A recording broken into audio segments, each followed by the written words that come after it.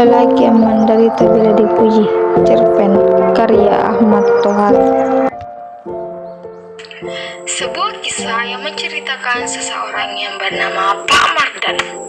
Pak Mardanu sama halnya dengan manusia lainnya, pasti senang bila dipuji. Tetapi akhir-akhir ini karena pujian yang dilontarkan untuknya begitu berlebihan dan begitu tidak masuk akal baginya, dan dia merasa orang-orang hanya mencelanya.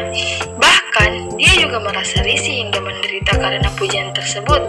Pasti ada yang bertanya-tanya, mengapa Pak Mardanu bisa merasa seperti itu? Bukankah manusia senang bila dipuji? Alasan Pak Mardanu bisa merasa seperti itu karena pujian yang diberikan untuknya. Contohnya, pada saat ia ingin mengambil uang pensiun, ada saja yang berkata, "Ini Mardanu, satu-satunya teman kita yang uangnya diterima utuh karena tak punya utang." Bahkan pujian itu dilontarkan lalu diberi jempol. Dan pada saat berolahraga, ada yang berkata, "Pak Mardanu memang hebat, usianya 75 tahun tetapi badan tampak masih segar, berjalan tegak dan kedua kaki tetap kekar." Dan selanjutnya, pujian itu mengarah untuk kedua anaknya yang memiliki kepribadian yang mandiri, yang berkata, "Pak Mardanu telah tuntas mengangkat anak-anak hingga semua jadi mandiri. Bahkan hanya karena memelihara burung, dia pun mendapat pujian. Kalau bukan Pak Mardanu yang memelihara burung kutilan itu demikian, tak akan lincah dan cerewet kicaunya." Oleh karena itu, pastinya dia merasa bingung mengapa dia harus mendapat pujian-pujian itu hanya karena uang gajian yang utuh, badan tampak selalu sehat, anak-anak yang mapan, dan hingga hanya burung peliharaan. Bukankah itu hanya hal yang biasa yang bisa dilakukan oleh orang lain? Lalu Pak Mardanu juga berpikir, dia juga tidak pernah melakukan hal-hal yang begitu istimewa hingga harus dipuji terus-menerus. Oleh karena itu, dia hingga merasa risih dan menderita karena merasa pujian itu hanya menyindir-nyindir dirinya. Dan pada 60 tahun yang lalu saat bersekolah, terpajang di dinding kelas gambar para pahlawan dan para tokoh bangsa. Ia membandingkan dirinya dengan para pahlawan dan tokoh bangsa tersebut yang telah berjasa besar, serta dengan pamannya juga yang tengah gugur sebagai pejuang kemerdekaan. Kisah kepahlawanan pamannya yang gugur di medan perang sangat mempengaruhi Mardanu. Ia membayangkan pamannya sebagai pahlawan dan hal itu menginspirasi dirinya untuk mendaftar sebagai tentara di usia 19 tahun meskipun hanya lulusan SMP. Mardanu diterima sebagai prajurit dan bertugas sebagai penembak artileri pertahanan udara. Ia sangat gembira dan terharu saat dilatih menembakkan senjata yang mampu meluncurkan 10 peluru besar dalam sedetik. Membayangkan pesawat musuh hancur berkeping-keping.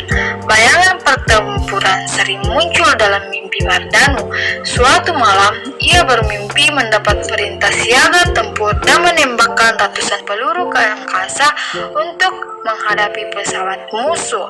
Dalam mimpinya, pesawat musuh terkena tembakan Mardanu, terbakar dan jatuh. 3 prajurit musuh terjun bebas dan Mardanu hampir bersorak, tetapi mimpinya terhenti. Mimpi pertempuran Mardanu berakhir ketika pesawat musuh menembakkan peluru kendali yang meledak di dekatnya. Ledakan itu melemparkannya ke lantai, dan ketika terbangun ia kecewa karena pertempuran hebat itu hanya mimpi. Meskipun Mardanu menginginkan pekerjaan yang luar biasa dan pantas dipuji, ia dipindahkan ke bidang administrasi teritorial selama 5 tahun. Ia merasa pekerjaan itu membosankan dan tidak istimewa. Mardanu pensiun dan kini bertugas di Komando Rayon Militer serta sebagai bintara pembina desa. Namun hingga usia 50 tahun belum menemukan hal bermakna. Ia menuju kantor pos untuk mengambil uang pensiun. Si abang becak Kosim memujinya karena setiap bulan mengambil banyak uang di kantor pos. Namun pujian itu terasa memberatkan Mardanu karena ia merasa belum pernah melakukan hal besar dalam hidupnya. Mardanu merenungkan hidupnya yang terasa biasa-biasa saja, belum pernah berbuat sesuatu yang berarti, belum pernah terlibat perang, dan pekerjaannya tidak sekeras tukang becak. Ia membandingkannya dengan Kosim yang bersyukur bisa mendapat penghasilan 15.000 per hari. Pulang dari kantor pos, Mardano dan Kosim mampir ke pasar untuk membeli pakan burung. Sesampainya di rumah, Mardano memberikan upah pada Kosim. Kutilang peliharaannya berkicau riang.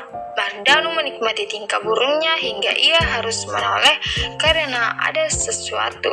Mungil memegangi kakinya. Itu tangan Manik, cucu perempuan yang masih duduk di taman kanak-kanak. Itu burung apa, kek? Tanya Manik. Rasa ingin tahu terpancar di wajahnya yang sejati. Namanya burung kutilang. Bagus kan? Manik diam. Dia tetap menengadah matanya, terus menatap ke dalam kurungan. Manik mengetahui nama burung kutilang tersebut dan ingin menyanyikannya. Kakeknya menyuruhnya untuk bernyanyi. Manik terdiam sejenak, mungkin mengingat cara menyanyinya. Burung kutilang di atas pohon cempaka pun berkicau. Manik menyanyikan lagu burung kutilang sambil menari dengan gembira. Mardano terpesona. Setelah selesai, Mardano memeluk Manik dan mengantarnya kepada ibunya. Setelah mengantar Manik, Mardano duduk termenung menatap burung kutilangnya. Ia gelisah lalu berdiri mendekati sangkar burung tersebut. Dengan tangan gemetar, Mardano membuka pintu sangkar. Kutilang keluar dan terbang ke pepohonan. Beberapa hari kemudian, sangkar itu kosong. Manik bertanya di mana burung kutilang. Kakeknya menjawab sudah dilepas agar bisa bernyanyi di pohon cempaka. Manik tertegun. Manik bertepuk tangan berirama. Mardano merasa lega.